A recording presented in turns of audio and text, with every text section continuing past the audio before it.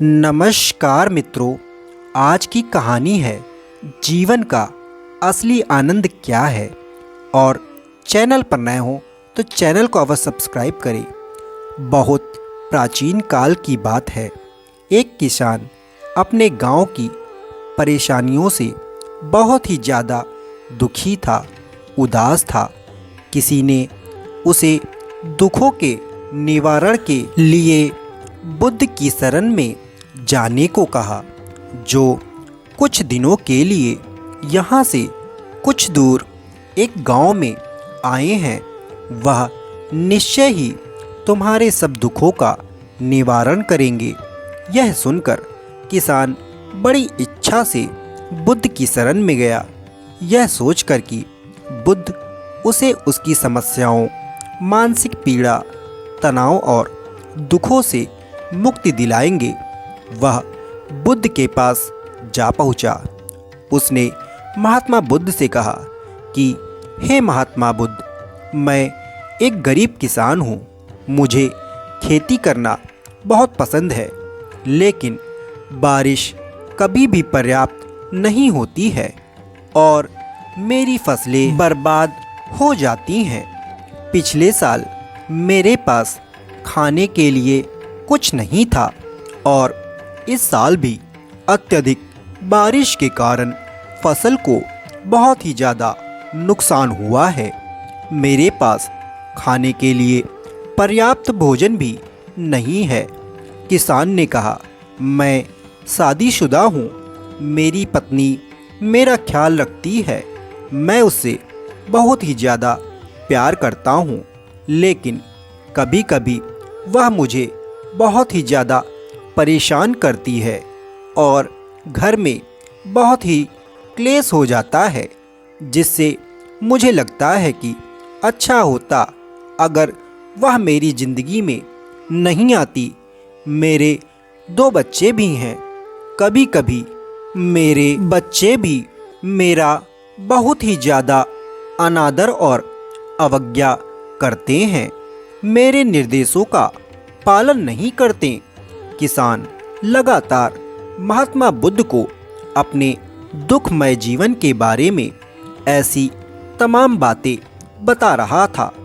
बुद्ध उस दुखी किसान की समस्या को बहुत ध्यान से सुनते रहे। अपनी जिंदगी की सारी परेशानियां बताने के बाद जब उन्हें राहत महसूस हुई तो वह चुप हो गया। अब उसके पास बताने के लिए कोई और समस्या नहीं बची थी। अब वह चुपचाप बैठकर महात्मा बुद्ध की ओर देख रहा था और अपनी समस्या का समाधान पाने के लिए बुद्ध के उत्तर की प्रतीक्षा कर रहा था, लेकिन बुद्ध चुप थे। अब किसान ने फिर से कहा, हे महात्मा बुद्ध, मैं आपकी शरण में आया हूँ। कृपया करके मेरे जीवन की इन समस्याओं का आप समाधान करें। फिर महात्मा बुद्ध ने कहा, मैं तुम्हारी कोई मदद नहीं कर सकता हूँ। अब किसान बहुत ही ज़्यादा आश्चर्यचकित होकर बोला, अरे यह आप क्या कह रहे हैं महाराज? सब कहते हैं कि आप सबके दुख दूर कर देते हैं, दुख का निवारण कर देते हैं, तो क्या आप मेरी समस्याएं हल नहीं करोगे? इसीलिए कि मैं एक गरीब किसान हूँ। किसान की यह बात सुनकर महात्मा बुद्ध ने कहा, मुश्किलें हर किसी के जीवन में आती हैं। जीवन में दुख और परेशानियां आना स्वाभाविक है। व्यक्ति के जीवन में अक्सर उसके कर्मों के अनुसार परिस्थितियां बदलती रहती हैं, जिससे सुख, दुख, निराशा और क्रोध आता है। नए रिश्तों का बनना, पुराने रिश्तों का बिगड़ जाना, रिश्तों में मिठास और कड़वाहट, ये सब सामान्य हैं। यह जीवन का एक हिस्सा है और यह जीवन का एक चक्र भी है। हकीकत तो यह है कि हम सभी के जीवन में 83 प्रकार की कठिनाइयाँ हैं। इन कठिनाइयों का समाधान आप और मैं नहीं कर सकते हैं, कोई नहीं कर सकता है। जिंदगी और जिंदगी में बनने वाले रिश्ते स्थिर नहीं होते। एक दिन रिश्तेदार भी छोड़कर चले जाएंगे और ज़िंदगी भी ख़त्म हो जाएगी, लेकिन ये समस्याएं वैसे ही रहेंगी जैसे आज आपकी ज़िंदगी में हैं और कल किसी और की ज़िंदगी में होंगी।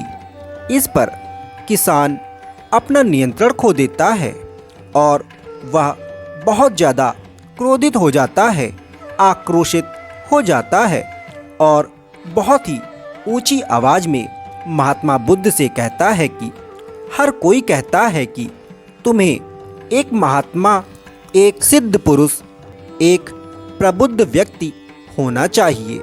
मैं इस विश्वास के साथ आपके पास यहाँ आया हूँ कि आप मेरी मदद करेंगे।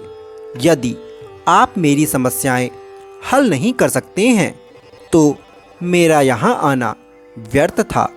हर कोई झूठ बोलता है कि वे समस्याओं का समाधान कर देते हैं और आपने मेरी एक भी समस्या का समाधान नहीं किया। तुमसे अच्छे तो वह महात्मा हैं जो 2 वर्ष पहले मेरे घर आए थे। उन्होंने मेरे लिए यज्ञ कराया, दान दक्षिणा दिलवाई थी और मेरे मन को असीम शांति और सुख मिला, जिससे कुछ सुख भी बढ़े और कुछ दुख भी कम हुए। लेकिन तुमने मेरी कोई भी समस्या हल नहीं की। तुमने मुझे सीधे तौर पर मना कर दिया। अब महात्मा बुद्ध ने कहा, क्या वह सब करने से जीवन के सारे दुख तुम्हारे समाप्त हो गए? इतना कुछ करने के बाद भी अब आप इतने परेशान क्यों हो? अब आप पहले से भी ज़्यादा दुखों से घिर गए हो। तात्पर्य यह है कि जीवन में दुख कभी समाप्त नहीं होते। अब किसान बोला, तो क्या मैं यह मान लूं कि तुम मेरी मदद नहीं कर सकते हो? यदि आप ऐसी छोटी छोटी बातों का समाधान नहीं कर सकते हो तो आपके उपदेशों का क्या लाभ है? बुद्ध ने कहा, मैं तुम्हारी सारी समस्या का समाधान तो नहीं कर सकता हूँ, लेकिन हाँ, मैं तुम्हारी 84वीं समस्या का समाधान अवश्य कर सकता हूँ। अब किसान आश्चर्यचकित हो गया और बोला, 84वीं समस्या क्या है? महात्मा बुद्ध ने कहा, यानी कि तुम अपने जीवन में कोई समस्या नहीं चाहते। आपकी सारी समस्याएं इसी समस्या के कारण उत्पन्न हुई हैं। यदि आप इस तथ्य को स्वीकार कर लें कि जीवन में समस्याएं मौजूद हैं और समस्याएं जीवन का एक हिस्सा हैं, तो आप जीवन की समस्याओं से विचलित नहीं हो पाएंगे। आप जीवन में आने वाली समस्याओं से विचलित हो जाते हैं क्योंकि आपको लगता है कि आप दुनिया के सबसे दुखी व्यक्ति हैं, जबकि सच्चाई यह है कि हर किसी को अपना दुख सबसे ज़्यादा महसूस होता है। लेकिन जिस दिन आप यह समझने लगेंगे कि मेरा कष्ट अन्य लोगों की तुलना में बहुत कम है, उस दिन से कोई भी दुख आप पर प्रभाव नहीं डाल पाएगा। जब तक आप नहीं चाहेंगे कि आपके जीवन में कोई परेशानी ना आए और आप हर दुख दर्द से बचे रहें, तो यह संभव नहीं है। ऐसे में छोटा सा दर्द भी आपको बेचैन कर देगा और आपकी मानसिक शांति भंग कर देगा। अगर आपके जीवन से परेशानियां पूरी तरह से दूर हो जाएं, अगर आपको हर दिन हर पल बिना दुख और कठिनाइयों के जीवन जीने को मिलेगा, तो आप ज़्यादा दिन तक ऐसा जीवन नहीं जी पाएंगे। एक समय आएगा जब आप हर दिन एक ही तरह की जिंदगी जीने से पूरी तरह से तंग आ जाएंगे और ऊब जाएंगे, क्योंकि जीवन में किसी भी चीज़ की अधिकता जीवन के लिए भयानक समस्याएं पैदा करती है। आरामदायक जीवन जीने से आप मन और शरीर दोनों से विकलांग हो जाएंगे। तो ऐसे जीवन का क्या फ़ायदा जो बाद में आपको नर्क जैसा जीवन जीने पर मजबूर कर दे। जिस तरह खाना खाने का असली आनंद तभी मिलता है जब आपको बहुत ज़्यादा भूख लगी हो, और पानी पीने का असली मज़ा तभी आता है जब आप बहुत ज़्यादा प्यासे हों या प्यास लगती हो। उसी तरह जीवन के तमाम दुखों और परेशानियों को झेलने के बाद ही खुशी का आनंद मिलता है। इसीलिए जीवन में सुख और दुख अलग अलग रूप में आते रहते हैं। हम चाह कर भी जीवन से सुख दुख को खत्म नहीं कर सकते। यह तो जीवन का अभेद पहलू है, लेकिन उनसे इतना ऊपर जरूर उठ सकते हैं कि कोई भी बड़ी समस्या मन को विचलित ना कर सके। इसके लिए अपने मन को शक्तिशाली बनाएं, धैर्य रखें, प्रतिदिन आध्यात्म का ध्यान करें, ज्ञान बढ़ाओ। यह आपके जीवन की सभी समस्याओं का समाधान है। इसे जीवन की चतुर्मुखी समस्या का समाधान कहा जाता है।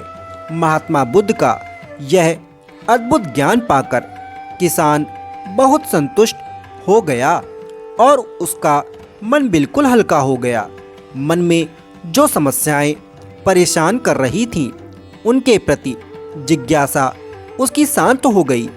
किसान ने अपनी आंखें बंद कर ली और आनंद का अनुभव करने लगा। किसान को समझ में आ गया कि वह अब तक क्या गलती कर रहा था, और वह महात्मा बुद्ध के चरणों में गिर गया, नतमस्तक हो गया।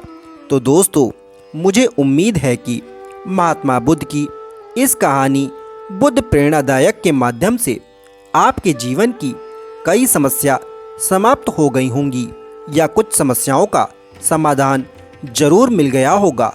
दोस्तों, कहा जाता है बीता हुआ कल वापस नहीं आता। ऐसी ही एक सच्ची कहानी है जिससे आपको अद्भुत ज्ञान की प्राप्ति होगी। तो शुरू करते हैं। जीवन में हमें अक्सर अपनी गलतियों और बीते हुए कार्यों का पछतावा होता रहता है। हम खुद को सोचते हैं कि क्या होता अगर हमने वह कार्य ना किया होता या उस गलती को सुधार दिया होता तो। लेकिन क्या आपने कभी यह सोचा है कि बीता हुआ कल वापस लौट कर नहीं आता है। इस कहानी के माध्यम से देखेंगे कि हमें अपनी भूलों को भूलकर आगे बढ़ना चाहिए। बहुत प्राचीन समय की बात है। महात्मा बुद्ध एक गांव में प्रवचन सुना रहे थे। उन्होंने पास हुए लोगों के समीप अपनी मधुर वाणी से सभी को संबोधित करते हुए बताया कि हर किसी मनुष्य को धरती माँ की तरह सहनशील तथा क्षमाशील होना चाहिए। क्रोध मानव का ऐसा शत्रु है जो दूसरों को तो हानि पहुँचाएगा, साथ में खुद भी उससे नहीं बच पाएगा।